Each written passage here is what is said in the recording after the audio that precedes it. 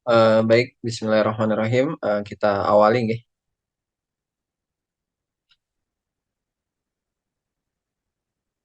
Assalamualaikum warahmatullahi wabarakatuh. Waalaikumsalam warahmatullahi wabarakatuh. Suara saya jelas nggih, Ibu Bapak? Ya sudah. Oke, alhamdulillah. Eh, untuk videonya, saya mempersilahkan nih. Kalau Ibu Bapak pengen menyalakan silahkan, tapi kalau mau di off juga nggak apa-apa. Yang terpenting ada orangnya nih. Oke, yang pertama, alhamdulillahirrahmanirrahim. Pagi hari ini kita semua dalam keadaan sehat walafiat. Yang pertama, saya ingin mengucapkan syukron jazakumullah khairan katsiro. Terima kasih kepada Ibu Bapak yang pagi hari ini menyempatkan hadir di silaturahim online bersama saya. Ada beberapa hal yang ingin kami sampaikan terkait ketahfidzan di kelas 12. Oke.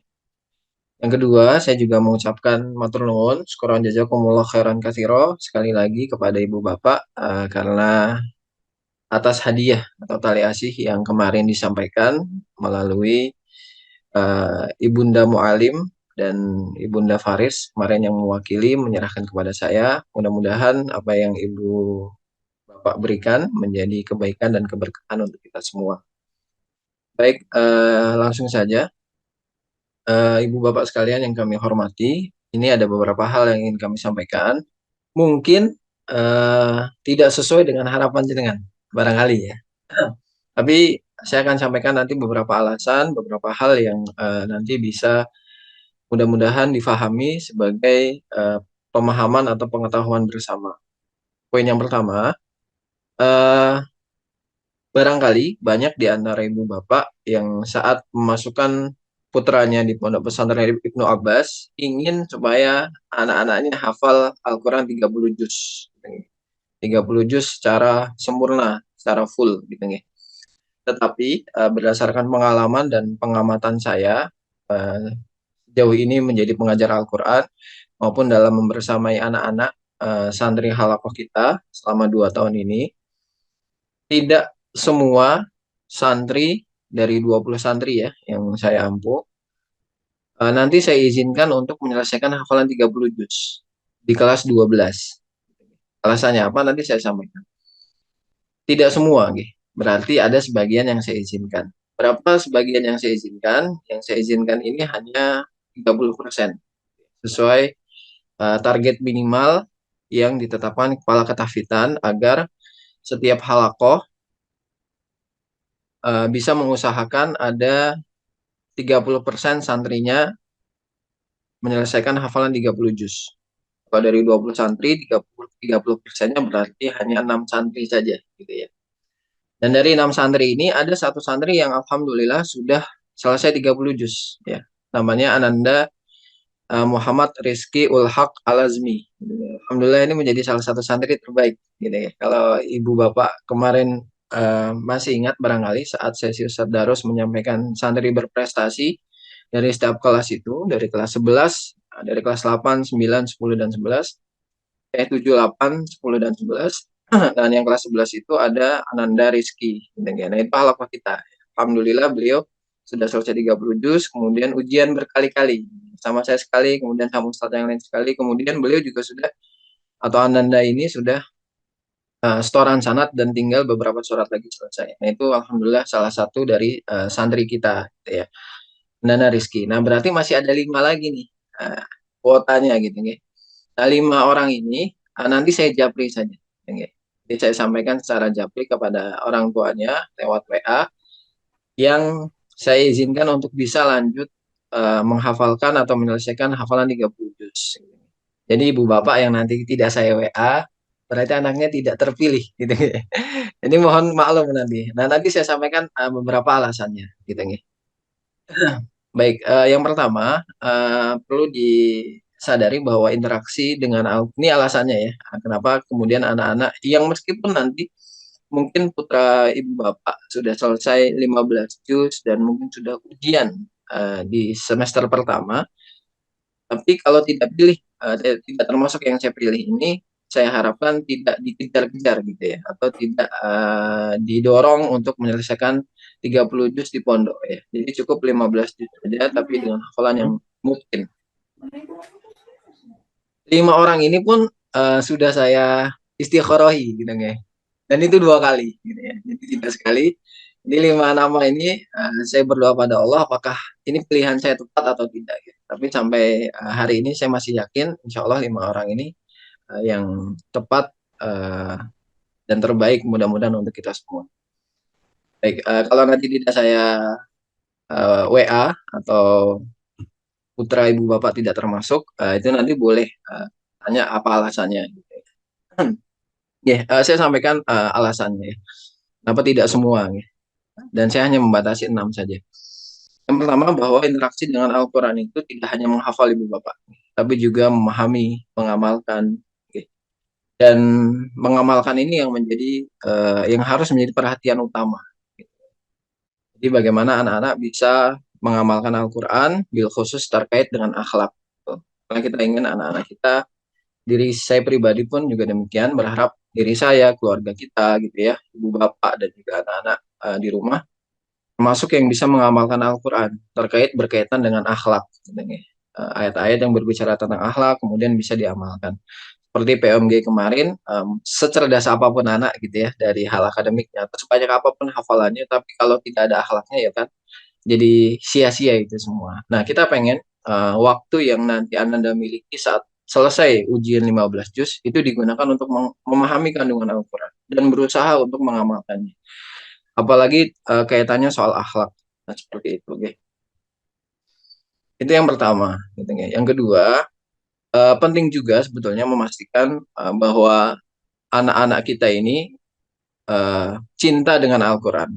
Gitu, ya. Ini tujuan utamanya kenapa anak-anak kita minta untuk menghafalkan Al-Quran, bukan supaya hafal 30 juznya, cuma supaya mereka ini bisa mencintai Al-Quran. Hanya saja kan masalah cinta ini kan masalah hati ya, dan ini sulit juga mengukurnya bagaimana ya. Tidak ada tolak ukurnya gitu ya, yang kelihatan gitu ya, tidak seperti termometer misalkan kalau panasnya sekian, oh iya kelihatan 37, 38 derajat.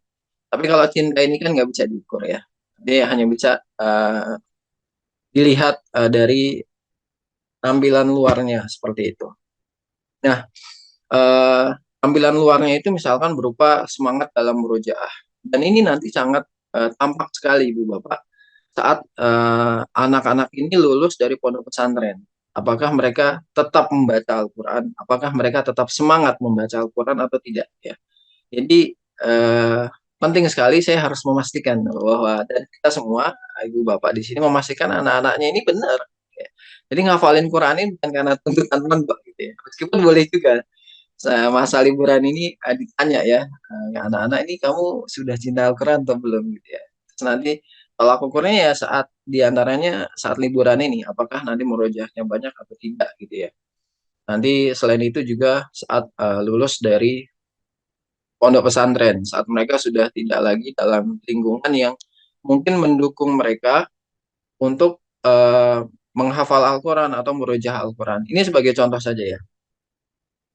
Jadi saya sebelum megang halakoh ini, gitu, dengan saya mulai megang halakoh ini kan tahun 2021 ya. Tahun 2020 sampai 2021 saya itu jadi muhafid kelas 12 dan kelas 11. Nah, saya masih jalin interaksi dengan mereka, berkomunikasi dengan santri-santri yang sudah lulus ini. Gitu ya. Ini baru Jumat kemarin, saya ngobrol dengan mereka. Dan salah satu di antara mereka itu yang bilang, Ustadz, ini gimana ya tips supaya semangat menghafal Al-Quran atau semangat untuk merajah Al-Quran? Loh, emang kenapa akhi gitu ya? Saya satu pekan itu merujah cuma satu juz itu Ustadz. Gitu. Ya, astagfirullah gitu ya. Jadi satu juz ini untuk ukuran menghafal Al-Quran, apalagi satu pekan, jadi satu pekan ngulang satu juz ini, mohon maaf, ini aib sekali. Jadi ini yang tidak ingin terulang, gitu ya, tidak ingin terjadi kembali pada anak-anak kita, gitu. Pada anak-anak yang hari ini saya pegangi halakohnya gitu. Kenapa? Karena dulu anak ini saat selesai 15 juz gitu ya di kelas 11 dan ketika kelas 12 ganti muhafid, dia itu lebih fokus untuk nambah hafalan. Jadi ziyadah ziyadah ziyadah lagi. atau nambah-nambah hafal lagi. Meskipun saya sebenarnya agak saat dengar kabar itu saya kurang setuju ya, karena saya lebih cocok kalau udah selesai 15 juz dan tidak lihat tanda-tanda dia mampu untuk menyelesaikan 30 juz, mending waktu yang tersisa digunakan untuk murojaah saja. Dan ternyata benar ya, ketika lulus uh, semangat murojaahnya kurang seperti itu. Nah ini yang kedua adalah bagaimana kita memastikan bahwa anak-anak kita selama 3 tahun atau 6 tahun di pondok memang tumbuh kecintaan kepada Al-Quran. Kemudian yang ketiga, ini yang merupakan prinsip yang sangat penting juga yang perlu diketahui oleh ibu bapak dan mungkin karena tidak banyak ya, mungkin dari ibu bapak yang juga backgroundnya pendidikan Al-Quran seperti anak-anak hari ini, bahwa hafalan sedikit ya, tapi lancar itu jauh lebih baik daripada hafalan banyak tapi nggak ada yang lancar. Ya, meskipun 15 juz itu nggak bisa dibilang sedikit juga Ibu Bapak ya. 15 juz ini udah prestasi pencapaian yang luar biasa. Artinya begini, jadi lebih baik anak-anak kita ya, yang sudah hafal 15 juz ini, itu mereka hafal 15 juz dan lancar hafalannya. Ya. Dibanding mereka hafal setelah 15 juz, sejak 15 juz, kemudian kita dorong, atau anak-anaknya sendiri yang kepingin, untuk nambah. Katakanlah di waktu yang tersisa di kelas 12 nanti, dia bisa nambah 5 juz. Atau katakanlah dia bisa nambah 7 juz atau sampai 10 juz. Lulus di ijazah tertulis atau di rapor tertulis, eh, hafal 20 juz, hafal 23 juz, hafal 25 juz. Tapi yang lancar itu cuma 2-3 juz. Nah, ini kurang baik sebetulnya ya. Maka saya menekankan pentingnya atau lebih baik hafalan yang sedikit ya dalam tanda kutip nih kalau untuk ukuran anak-anak Ibnu Abbas itu 15 juz sudah setengah Al-Quran, sudah banyak juga sebetulnya. Itu lancar ketimbang sedikit lebih banyak tapi tidak ada yang lancar seperti itu. Nah, ini saya pengen sharing pengalaman saja, baik pengalaman pribadi maupun dari apa yang saya amati dari lulusan santri-santri lulusan pondok pesantren Tahfidzul Quran maupun teman-teman dulu saya sakat. Pengalaman pribadi saya. Jadi ini biar mungkin diketahui atau bisa jadikan pelajaran untuk kita semua. Jadi kalau ditanya gitu ya, alhamdulillah saya kemarin ini juga sempat setoran sana sama Syekh Abdul Hamid dan selesai dan di wisuda itu waktunya sangat mepet sekali. Jadi karena Syekh-Syekhnya di detik-detik terakhir baru mengizinkan saya untuk setoran gitu ya. Itu jadi kurang lebih waktunya hanya 2 pekan. 2 pekan menyelesaikan setoran 30 juz. Itu satu hari kurang lebih 2 juz. Nah, uh, dari 30 juz hafalan saya, kalau ditanya yang paling lancar setelah juz 30, gitu ya, itu surat Al-Kahfi, Bapak Ibu. Jadi bukan juz 29, bukan juz 28, bukan juz 1, bukan juz 2. Padahal kalau di apa ya, kalau diingat-ingat gitu ya, urutan dulu saya ngafal setelah juz 30, juz 29. Setelah juz 29, juz 1, juz 2, juz 3, juz 4. Logikanya, ya harusnya setelah juz 30 yang lancar, harusnya juz 29. Ya, kemudian juz 1, juz 2, juz 3, juz 4, dan seterusnya. Tapi kenapa kok setelah juz 30 yang lancar itu Al-Kahfi? Karena Al-Kahfi ini yang saya baca setiap pekan. Yang saya baca setiap pekan. Dan itu sangat membantu dalam proses pelancaran atau menjadikan hafalan itu mungkin atau lancar. Nah, eh, apa poinnya? Nah, poinnya seperti ini. Jadi, hafalan yang dimiliki oleh seseorang atau anak-anak juga termasuk diantaranya, itu diusahakan berapapun jumlahnya, itu dimurojaah dalam waktu 1 pekan. Nah, ini saya pengen kasih advice ke ibu bapak. Jadi kan kadang anak di rumah ya kan ngaji ya. Cuma kan mungkin ibu bapak cuma selesai sampai pertanyaan, udah ngaji atau belum? Yang pertama yang seperti itu. Anak bilang sudah, ya sudah kita nggak nanya lebih lanjut. Gitu kan. Padahal kita nggak tahu anak ini ngajinya berapa banyak. Apakah cuma setengah juz, atau cuma 1 juz, atau kurang dari itu. Nah idealnya, karena anak-anak ini sudah hafal 10 juz, ada juga yang 12 juz, maka idealnya minimal satu hari itu murojaah 2 juz. Lebih lebih bagus. Jadi sehari itu minimal 2 juz, lebih banyak lebih bagus. Kenapa? Supaya lebih sering muternya. Jadi misalkan hari Senin juz 1, juz 2. Dan begitu terus sampai hari Jumat, juz 9 dan juz 10. Hari Sabtu juz 11 dan juz 12 untuk yang sudah 12 juz. Nah, kemudian Senin depan sudah ketemu lagi. Gitu ya. Itu nanti dalam waktu 3 atau sampai 6 bulan, insya Allah hafalannya lancar selancar Al-Fatihah. Gitu ya. Ini yang saya pelajari dari hafalan Al-Kafi saya. Jadi dulu saya ngafal Al-Kafi itu ketika proses saya setoran juz 6 atau juz 7. Ini masih awal-awal. Karena di pondok saya diajari setiap malam Jumat kita baca Al-Kafi ya. Nah, karena saya nggak mau baca Al-Kafi sambil ngeliat, maka setiap pekan itu saya hafalin ibu bapak satu lembar, pekan berikutnya satu lembar, pekan berikutnya satu lembar. Selesailah kita katakan dalam waktu 2 bulan. Nah, dalam 4 bulan berikutnya saya baca dalam keadaan Al-Quran saya tutup, gitu ya. Nah, itu sampai kurang lebih 6 bulan, hafalannya lancar dan lancar sampai sekarang, gitu nih. Karena setiap pekan itu dibaca. Ukuran lancarnya apa? Bisa saya baca dalam sambil nyambi pekerjaan yang lain. Misalkan sambil bawa motor, gitu ya, sambil jalan, gitu ya, sambil ngerjain apa ngoreksi hasil jawaban anak-anak, misalkan ya, atau sambil pekerjaan yang lain. Ini karakter atau indikator bahwa hafalan itu lancar. Nah, nanti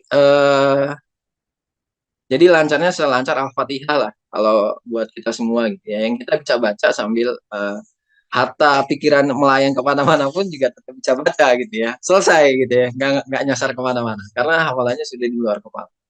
Nah, permisalan yang semisal itu mungkin seperti Pancasila. Gitu ya. Mungkin kalau ibu bapak saya minta suruh baca Pancasila ya hafal semua mungkin.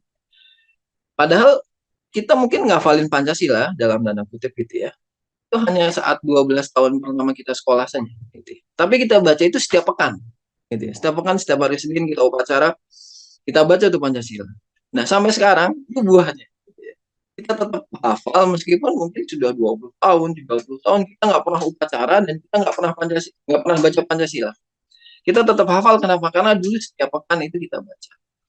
Nah, ini Bu Bapak yang pengen saya terapkan di halaman saya. Jadi untuk anak-anak yang nanti tidak saya pilih untuk bisa menyelesaikan 30 juz gitu ya. Meskipun sudah selesai 15 juz di semester 1, saya pengen ya di semester 2 atau di waktu yang tersisa di kelas 12 mereka ini tidak fokus untuk nambah hafalan. Tapi untuk murojaah hafalan mereka, syukur-syukur misalkan 15 juz kan satu hari minimal 3 juz ya. Itu syukur-syukur sehari bisa 5 juz. Jadi satu pekan itu bisa menyelesaikan 15 juz itu murojaahnya sampai 2 kali. Gitu. Karena Senin 5 juz, Selasa 5 juz, Rabu 5 juz, itu terus gitu ya. Biar nanti selulus dari pondok 15 juz mereka ini memang benar-benar lancar gitu ya. Dan tidak hilang seperti itu. Dan perlu dipahami juga ya. Meskipun hafalan 30 juz ini menjadi cita-cita ibu bapak dan juga anak-anak, bahwa menghafal Al-Quran ini masyru'ul hayah, proyek hidup kita gitu ya. Bukan proyek saat jadi santri Ibnu Abbas gitu ya. Jadi ngafalinnya nggak harus di pondok Ibnu Abbas gitu. Nanti di pondok Ibnu Abbas 15 juz, selepas itu dia ngafalkan lagi ya. 15 juz lancar, mungkin seperti Al-Fatihah bisa dibaca kapanpun gitu ya. Dan nanti lulus dari pondok gitu ya, atau mungkin di kehidupan berikutnya saat kuliah, atau mungkin kalau ada anak-anak yang punya kecenderungan agama pengen kuliahnya di Mesir atau di negara Timur Tengah yang lain, nah itu silakan lanjutkan di sana. Tapi tidak perlu tergesa-gesa, terburu-buru, menyelesaikannya harus dipondokin Bu Abbas. Enggak gitu ya. Karena ini menghafal Al-Quran, interaksi dengan Al-Quran adalah masyru'ul hayat atau proyek hidup kita gitu ya. Kalau anak-anak bisa hafal 15 juz 3 tahun, itu sudah melewati rekornya Rasulullah. Ya. Ya, kenapa saya bilang gitu? Karena Rasulullah itu menghafal 30 juz itu 23 tahun Ibu Bapak. Gitu ya. Nah, ini anak-anak dan itu pun Rasulullah start menghafal itu usia 40. Gitu ya. Ini anak-anak ini sudah punya modal yang sangat bagus ya. sudah dalam tanda kutip gitu ya, melebihi Rasulullah gitu ya. Dalam tanda kutip lebih hebat dari Rasulullah. Nah, karena dalam 3 tahun ngafal 15 juz gitu ya, dan di usianya yang lebih muda daripada saat Rasulullah dulu menghafal Al-Quran. Nah, maka tidak perlu bersegera untuk menyelesaikan 30 juz, tapi 15 juz ini dimatangkan, dimutkinkan. Ini juga sebagai contoh ya. Ini Ananda Rizky yang tadi kita sebutkan di awal, yang sudah 30 juz ujian berkali-kali. Kemudian sudah mengambil sanad. Ini tetap saya kontrol hafalannya. Saya kontrol murojaahnya. Saya minta kepada Ananda Rizky ini untuk murojaah minimal 1 hari 3 juz. Meskipun ideal ya, kalau sudah 30 juz itu adalah 5 juz. Ya. Jadi biar setiap 1 pekan itu selesai. Sehari 5 juz, sehari 5 juz, 6 hari selesai 30 juz. 7 hari selesai 30 juz, kemudian pekan depan atau pekan berikutnya juga demikian, pekan berikutnya juga demikian. Tapi karena masih sekolah gitu ya, yang mungkin ada kegiatan yang lain, saya minta 3 juz saja per hari. Ini pun gitu ya. Jadi anak-anak Rizky pun yang sudah selancar itu, yuk kadang nggak merujah, kadang hanya 2 juz, kadang apalagi kalau hari Ahad gitu ya, 1 juz. Kadang saya gitu ya sambil agak bercanda gitu, kok cuma 1 juz kenapa gitu. Terus dia sambil ketawa-ketawa bilang, ya Pak Ustadz, ini hari Ahad, mau istirahat dulu lebih banyak gitu, dan seterusnya. Tapi saya maklum. Nah, uh, artinya di atas kertas mungkin Anda Rizky ini tentu mungkin lebih baik ya dari sisi capaian hafalan dibanding ibu putri ibu bapak sekalian.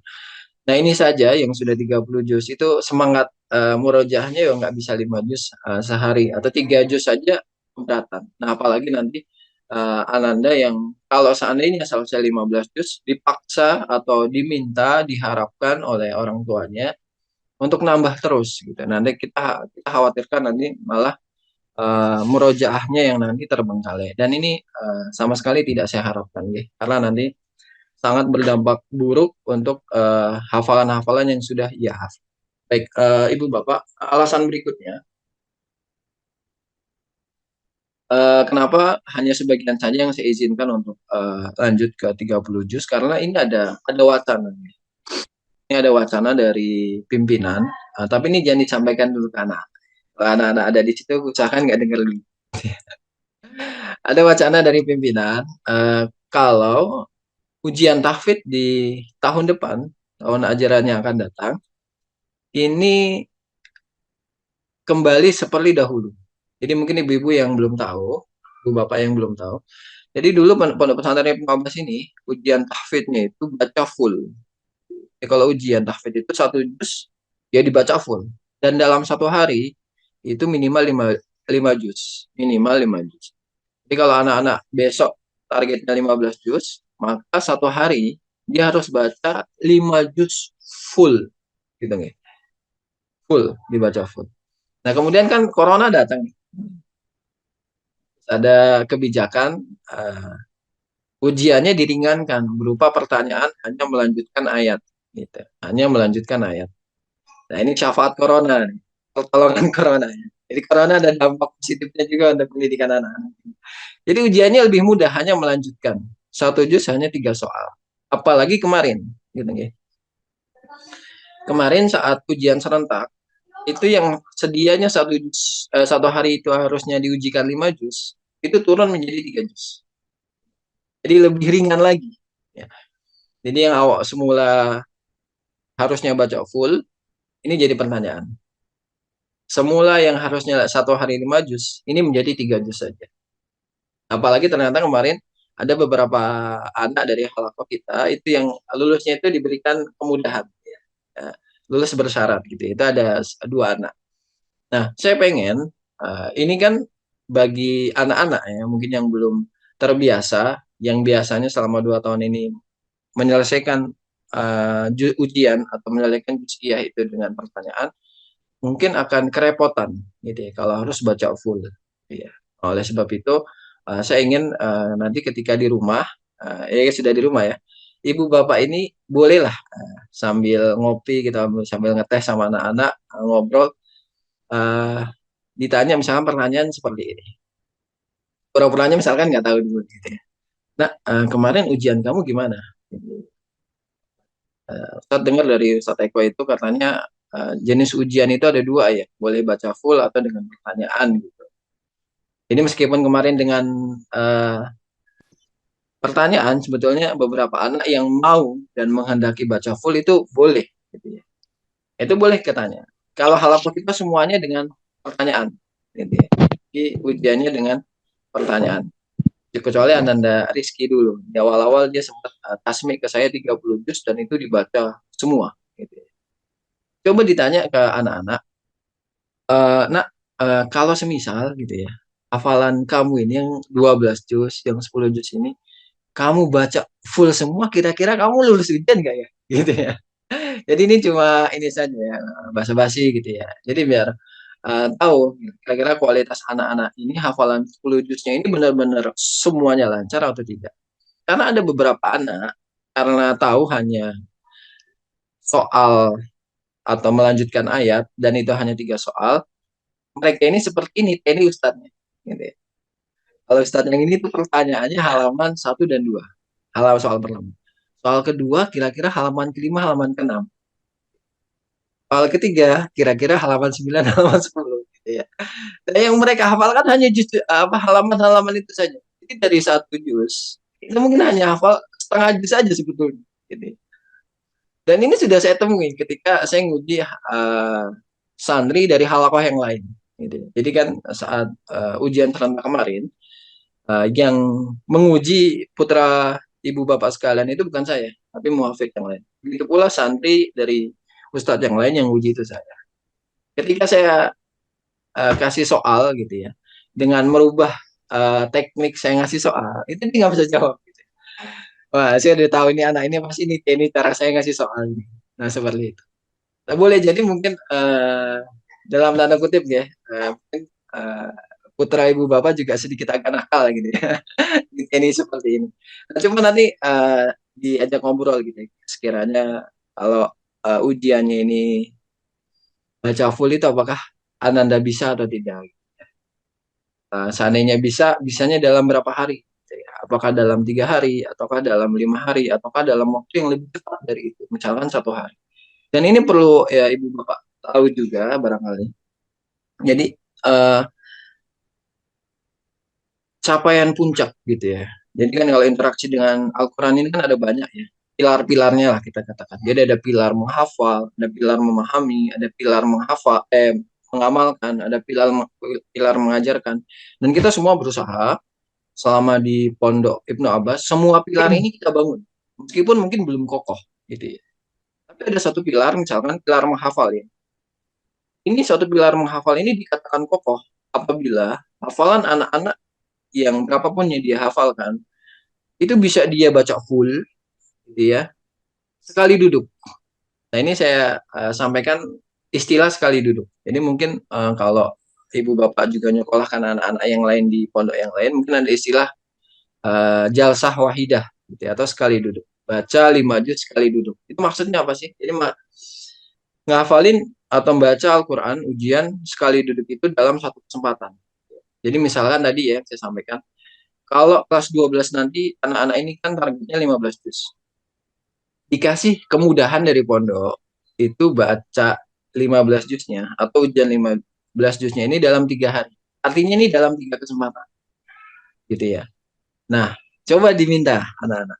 Kalau saat nanti sudah selesai 15 juz, sudah ujian, terus diminta kembali. Nah, kira-kira kalau Abdi pengen kamu baca 15 juz 1 hari bisa nggak? Gitu.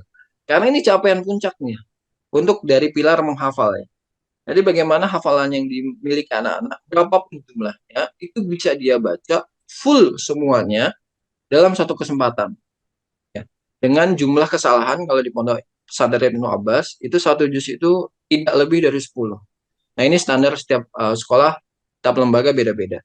Tapi di pondok Ibnu Abbas, satu juz itu kalau baca full, tidak boleh kesalahan lebih dari 10. Seperti itu.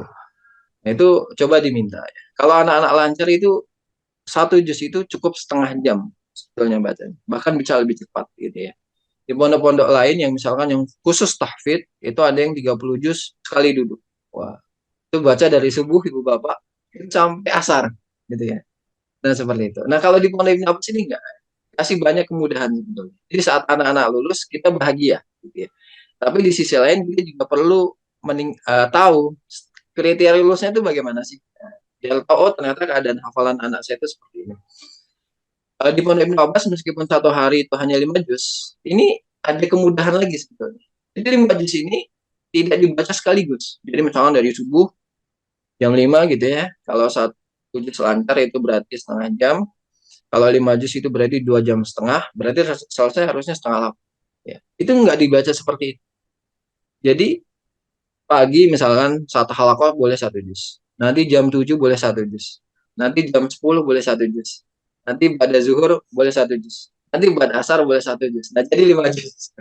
Nah ini kualitas meskipun sama-sama 5 juz dalam satu hari, ini kualitasnya beda dibanding 5 juz dalam yang sepotong-sepotong, yang nyicil seperti tadi dengan yang 5 juz sekali duduk. Yang 5 juz sekali duduk ini butuh persiapan yang lebih ekstra, menandakan hafalan yang lebih kuat dibanding yang 5 juz meskipun satu hari, tapi dia baca nyicil. Karena kalau nyicil nih masih ada waktu untuk persiapan. Ya. Jam 5, misalkan nih bangun sebelum subuh ya, ini persiapan untuk siang pertama. Lancar, lulus. Juz yang kedua dia maju jam 7. Dari jam 5 sampai jam 7 ini ada waktu untuk persiapan merojah-merojah. Dari jam 7 sampai jam 10 dia ada persiapan lagi. Dari jam 10 sampai zuhur dia ada persiapan lagi dan seterusnya. Nah, maka harapan saya memang anak-anak nanti meskipun mohon maaf sekali ibu bapak ini berharap mungkin ya, anak-anak bisa hafal lebih dari 15 juz, tapi kalau anak-anak belum bisa membaca 15 juz seperti tadi, saran saya dan harapan saya besar sekali supaya tidak didorong untuk menambah juz berikut. Yang terpenting 15 juz ini hafal, lancar, mungkin bisa dibaca sekali duduk alhamdulillah gitu ya. Jadi rutinitas atau wirid mereka gitu ya, sehari 3 juz, sehari 3 juz, sehari 3 juz, dan itu dia baca selama 6 bulan misalkan seperti itu ya. Itu insya Allah ya. Hafalnya seperti hafal Pancasila, hafalnya seperti hafal Al-Fatihah gitu ya. Jadi anak itu insya Allah nggak malas lagi. Karena ini kendala ya. Jadi kenapa anak-anak itu malas hafal atau merujuk Al-Quran? Itu sebetulnya salah satu penyebabnya. Karena hafalannya nggak lancar. Hafalan nggak lancar, ya, itu butuh effort atau usaha yang besar untuk murojaah gitu ya. Jadi mungkin 1 juz yang harusnya setengah jam kalau lancar, jadi bisa jadi 1 jam, bisa jadi 1 jam setengah. Karena mungkin anak-anak nggak sabar, akhirnya udahlah capek istirahat dulu misalnya. Tapi karena seperti itu terus, akhirnya kok nggak lancar-lancar, akhirnya hafalnya nggak lancar, jadi malas murojaahnya gitu ya. Malas murojaah mengakibatkan nggak lancar lagi hafalannya. Jadi kayak muter-muter terus. Begitu pula sebaliknya. Kalau hafalan anak-anak itu lancar, mereka murojaah itu semangat. Kenapa? Karena hafalannya ringan buat mereka dibaca. Seringan kita baca Al-Fatihah, seringan kita baca Al-Ikhlas, seringan kita baca Al-Nas misalnya.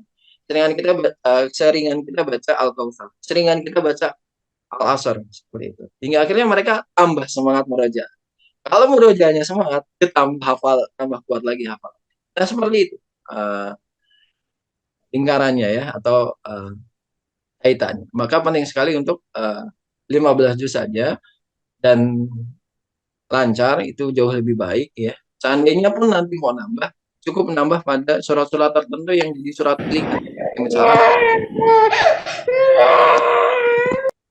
oleh surat Al-Kahfi yang memang ada dorongan untuk membaca setiap pekan. Atau misalkan surat Al-Waqiah, misalkan kalau mungkin ada ibu bapak yang punya tradisi seperti itu di rumahnya atau kesehariannya yang dibaca setiap uh, malam Jumat atau malam apa gitu ya di masjidnya. Jadi ada dorongan atau surat Yasin dan surat-surat pilihan yang lain seperti itu.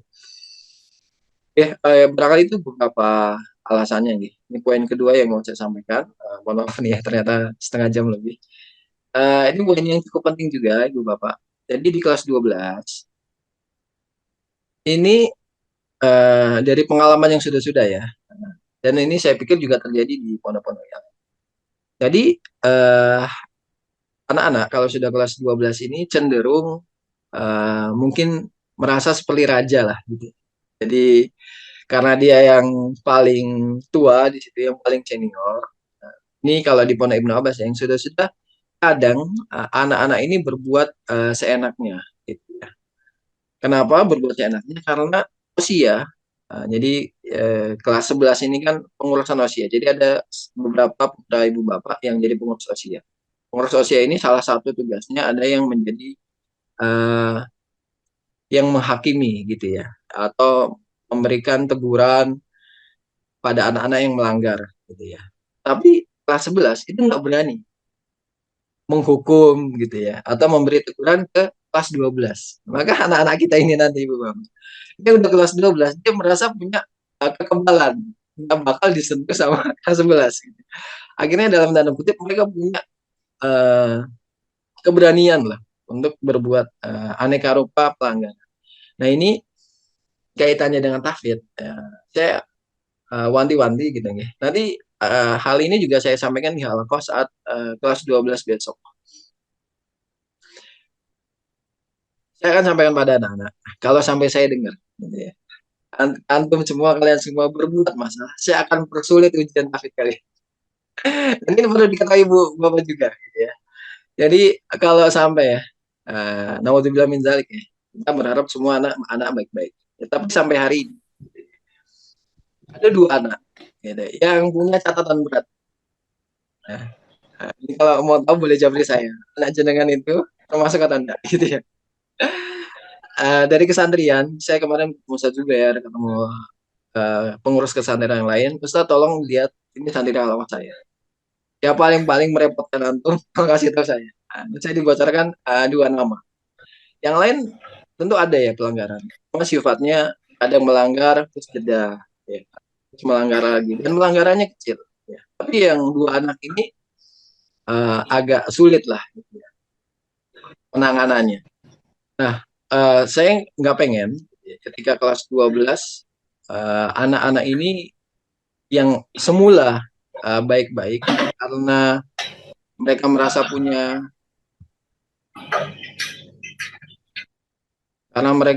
punya kekebalan, akhirnya mereka berbuat sesukanya misalnya, atau karena mereka tidak ada dampaknya, mereka juga jadi seenaknya gitu.